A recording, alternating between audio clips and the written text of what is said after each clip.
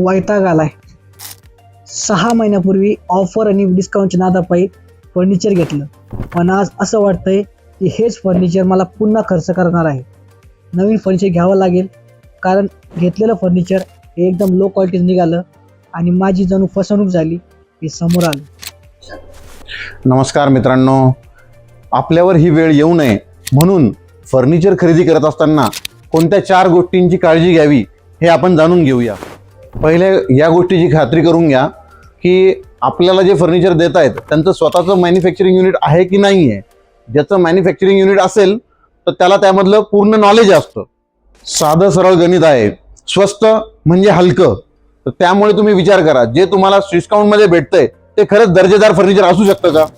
ज्या ठिकाणाहून आपण खरेदी करतो आहोत ते खरंच ठिकाण विश्वसनीय आहे का? त्या ठिकाणच्या मालकाला, तिथल्या स्टाफला किती वर्षांचा अनुभव आहे, त्यांनी आतापर्यंत किती जणांना सेवा दिलेल्या आहेत, या गोष्टी सुद्धा खूप महत्त्वाच्या आहेत. आपण जे फर्निचर घेतोय ते आपल्या घराला सूट होतंय की नाही होतंय.